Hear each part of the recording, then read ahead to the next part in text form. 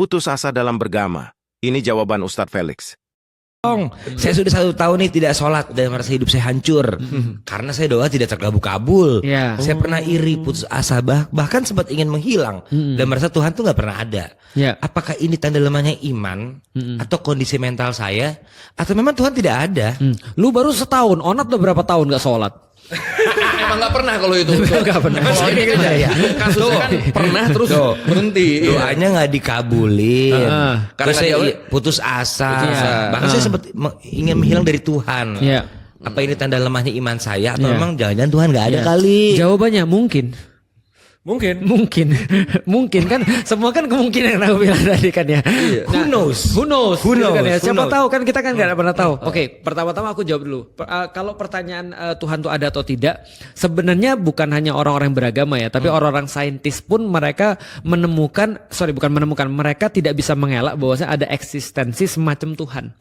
Nah, walaupun mereka tidak bilang God ataupun siapapun ya, tapi mereka bilang ada eksistensi di luar ruang dan waktu yang harus ada sebelum ruang dan waktu ini ada untuk bisa menciptakan semua ini tidak by coincidence karena semua ini by design kan gitu kan ya. Oke, berarti Tuhan pasti ada. Nah sekarang kita jawab pertanyaan sederhana, apakah kalau Tuhan tidak tidak mengabulkan apa yang kamu minta itu berarti Tuhan tidak ada atau Tuhan tidak respon kepada kamu? Jawabannya nggak bisa, jadi doamu yang salah. Sampai putus asa loh dia. Nah bisa jadi doanya salah. Contoh misalnya kalau dia misalnya mau minta sesuatu yang aneh-aneh, masa dikabulin kan gitu kan ya. Tapi taruhlah suatu permintaan yang baik tapi tidak dikabul-kabulin. Ya Allah, kenyangkanlah perut saya. Berilah saya rezeki secukupnya. Atau Masih ya tidak Allah dikabulin. mau kawin ya Allah, Mau kawin gak ada berjodoh. Gimana? Nah gimana tuh? Sampai putus asa dia. betul. Ada ulama yang bilang gini. Ada ulama yang bilang ada orang yang sakit dia minta sembuh gak dikabul-kabulin sama Allah. Maka ulama ini bilang gini, Allah sepertinya senang ketika kamu merintih minta tolong kepada dia. Karena itu adalah kebaikan. Karena ada banyak orang-orang dan ada banyak pintu surga. Klise lagi nih. Klise lagi nih. Gue udah mau respon. Klise nih. Tapi bagus. Jadi ada banyak. Sebenarnya tadi juga saya kadang pertanyaannya itu. Tidak ada. Apakah Tuhan tidak ada? Saya yang ngomong. Betul. Klise. Biar nggak klise Anda. Betul. Tapi klise tapi bagus nih ceritanya. Dia bilang gini, ada banyak pintu surga dan kadang-kadang pintu surga, contoh ya, kayak ada pintu surga namanya pintu puasa. Aku kayaknya enggak deh.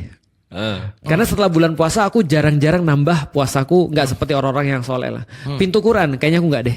Aku bukan tipe Adi Hidayat yang bisa ngafalin Quran ataupun bisa nyebutin letaknya. Ada pintu sedekah kayaknya aku juga nggak deh.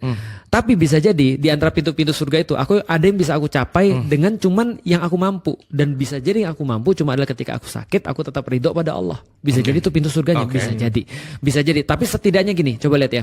Ada orang yang sakit epilepsi perempuan, dia bilang sama Allah, dia bilang sama Rasulullah, ya Rasulullah minta banget tolong doain aku supaya epilepsiku sembuh. Rasul ngasih opsi yang lain. Gimana kalau kamu sabar, kamu pasti masuk surga. Pilih mana? Aku bisa doain kamu sekarang, kamu sembuh sekarang. Tapi kalau kamu mau, ada opsi berikutnya adalah kamu sabar dan kamu masuk surga. Cewek ini bilang gini, gua mau sembuh daripada epilepsi supaya gua bisa ibadah. Kenapa gua mau ibadah? Supaya gua bisa masuk surga, supaya Allah ridho sama gua. Kalau gua nggak harus menjalani semua ini dan langsung ada shortcut, why not? Dia bilang sama Rasulullah, ya Rasul aku sabar dan aku minta tolong agar doain aku kalau aku lagi ayan epilepsi, aku nggak kelihatan aurat.